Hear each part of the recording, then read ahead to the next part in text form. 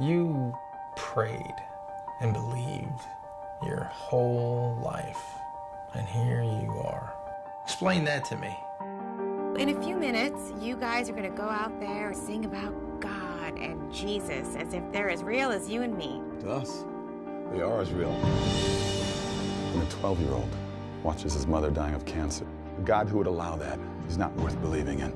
Life is really a tale told by an idiot, full of sound and fury and signifying nothing.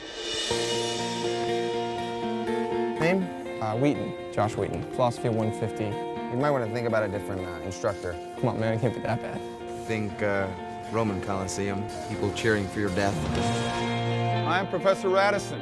This is Philosophy 150. I would like to bypass senseless debate altogether and jump to the conclusion, which every sophomore is already aware of: there is no God.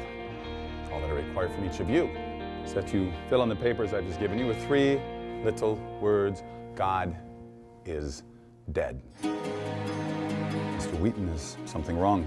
I can't do what you want. I'm a Christian. If you cannot bring yourself to admit that God is dead, then you will need to defend the antithesis. I think of Jesus as my friend. You think Jesus is God? I don't want to disappoint him. So your acceptance of this challenge may be the only meaningful exposure to God and Jesus they'll ever have. See, to me, he's not dead. I don't want anyone to get talked out of believing in him just because this professor thinks they should. Mr. Wheaton, are you ready? We're going to put God on trial. Do you think you're smarter than me, Wheaton? In that classroom, there is a God, and I'm him.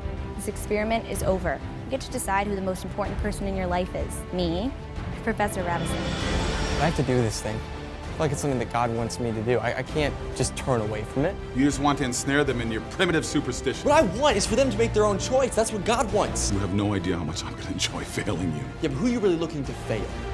Me or God? God's not dead, he's surely alive. He's living on the inside, roaring like a lion. God's not dead, he's surely alive. He's living on the inside, roaring like a lion. Science supports his existence. You know the truth. So why do you hate him? It's a very simple question. Why do you hate God? God's not dead, he's surely alive.